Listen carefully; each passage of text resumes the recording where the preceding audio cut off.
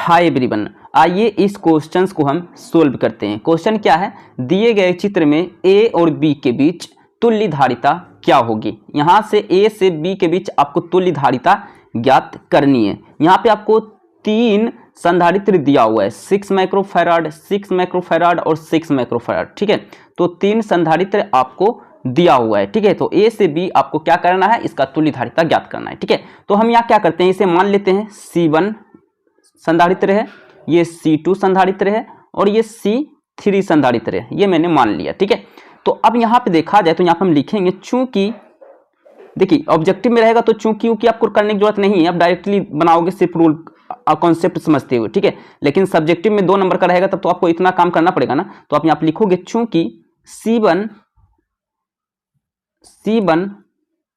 और C2 क्या है, C1 और C2 क्या है, श्रेणी क्रम में। किसमें है, ये श्रेणी क्रम में है।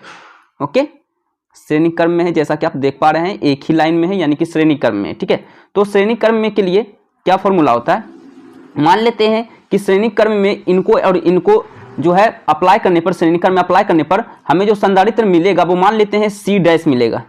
तो मान लेते हैं C'। ओके, क्या मान लेते हैं, C', यानी 1/C' इक्वल टू 1/C1 प्लस 1/C2। ओके, ये C' ऊपर में दिया हुआ है। मान लेते हैं नया संधारित्र हमको जो मिलेगा C' मिलेगा इन दोनों को इस फॉर्मूला पे अप्लाई करने पर। ठीक है, चलिए अब यहाँ पे हम क्या करेंगे, सभी का वैल्यू पुट कर देंगे। ठीक है, तो 1/C' इक्वल टू 1/C1 का मान कितना दिया हुआ था, 6 माइक्रोफैराड था। C2 का भी मान कितना दिया हुआ था, 6 माइक्रोफैराड था। ठीक है, अब ये तो इजी है, ये आप इसे आगे इजीली आप सोल्व कर सकते हो। ठीक है, तो 1/C'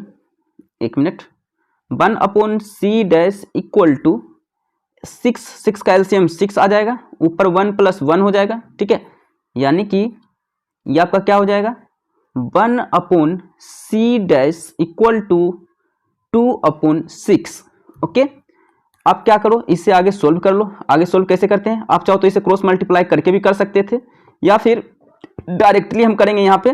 तो C' बराबर क्या हो जाएगा, C' बराबर 6/2 हो जाएगा। ठीक है, ओके, क्रॉस मल्टीप्लाई करके आपको हम समझा देते हैं। देखिए यहाँ पे हम क्रॉस मल्टीप्लाई करके मैं आपको रफ में मैं आपको समझा देता हूँ। ठीक है, देखिए ये इससे गुना होगा तो 2 × C' होगा कि नहीं, 2 × C' इक्वल टू 6 × 1 6 होगा। ठीक है, अब देखिए 6' बराबर क्या हो जाएगा, 6' बराबर 6/2 होगा, ये गुना में है तो भाग में आ जाएगा 2। ठीक है, तो इसी तरह यहाँ पे ये काम यहाँ पे हम किए हैं। ठीक है, तो इतना आपको करने की जरूरत नहीं है। ठीक है, आप 12th में हो। ठीक है, अब चलिए आगे सोल्व करते हैं। ओके, तो ये कितना हो जाएगा, 2 × 6, यानी C' हमें क्या मिल चुका है, 3 माइक्रोफैराड मिल चुका है। ठीक है, 3 माइक्रोफैराड हमें मिल चुका है। ओके, अब यहाँ पे देखिए, अब फिगर मेरा जो बनेगा किस टाइप का बनेगा, देखिए अब जो श्रेणी क्रम में था वो तो श्रेणी क्रम में हट जाएगा। ठीक है, चलिए श्रेणी क्रम में हट जाएगा। ओके, चलिए ये रहा नीचे वाले का संधारित्र। ओके, चलिए ये रहा A, ये रहा B। ओके, अब ये देखिए इनको ऐड करने पर क्या हुआ, देखिएगा ये 6 और ये 6 को ऐड करने पर श्रेणी क्रम में था, ऐड करने पर क्या आया, 3 आया था। क्या आया था जी, 3 आया था ना। तो यहाँ पे हम लिखेंगे ऊपर में, यहाँ पे लिख देंगे, ऊपर में लिख देंगे 3 माइक्रोफैराड और नीचे क्या था, 6 माइक्रोफैराड था। ठीक है, 6 माइक्रोफैराड। ठीक है, चलिए अब यहाँ पे देखा जाए तो ये मेरा जो हो गया, ये क्या हो गया, ये मेरा हो गया C'। ये हमें क्या मिला था, C' मिला था ना जी। तो यहाँ पे हम लिखेंगे, एक मिनट, ये में हमें मिला था C' और ये तो C3 दिया हुआ था, राइट। यहाँ आप देख पा रहे हैं, आपको मैं पीछे ले चलता हूँ। ये देखिए C3 दिया हुआ था, संधारित्र 3। ठीक है, अब हम आगे अप्लाई करते हैं। ओके, इजी है, बस मेरे पास स्क्रीन बड़ा नहीं इसलिए ज़्यादा में टाइम लग रहा है, बाकी बहुत ही इजी है। ठीक है, अब ये देखिए C' और C3 यहाँ पे लिखेंगे, चूंकि C' और C3 समांतर क्रम में है। कौन सा क्रम में है, समांतर क्रम में है। तो समांतर क्रम में है तो फॉर्मूला लगा दो, इस पे अप्लाई कर दो। समांतर क्रम में रहने पर क्या फॉर्मूला होता है, तो मान लेते हैं हमें इन दोनों को अप्लाई करने पर, समांतर क्रम में अप्लाई करने पर जो हमें अगला जो संधारित्र मिलेगा, मान लेते हैं C मिलेगा। ओके, तो C बराबर क्या हो जाएगा, C1 नहीं, C डैश ना हो गया, तो C dash plus C3, okay, C dash plus C3, तो C डैश कितना आया था, C डैश मेरा 3 आया था और C3 कितना दिया हुआ था 6 माइक्रोफैराड, ठीक है।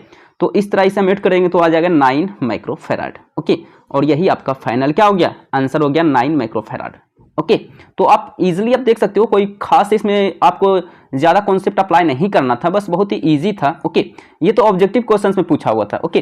तो सब्जेक्टिव में रहे तो आपको इसी तरह बनाना है जैसे मैंने अभी आपको बताया था, ठीक है। लेकिन ऑब्जेक्टिव में क्या है, बहुत ही आप सिर्फ जो है कॉन्सेप्ट को समझते हुए जल्दी जल्दी आप रफ कॉपी में निकाल लोगे, ठीक है। तो इस तरह ये आपका क्वेश्चन का आंसर हो गया 9 माइक्रोफैराड, ठीक है। तो आप देख सकते हैं, आप मैंने ईजिली इस पे हम लोगों ने वर्क किया है, बहुत ही इजी क्वेश्चन था। इसी तरह के और क्वेश्चंस बनाओगे तो आपको प्रैक्टिस हो जाएगा और इस टाइप के क्वेश्चंस आपके लिए इजी हो जाएगा, ठीक है। सो आज के लिए इतना ही, ओके, सो थैंक यू।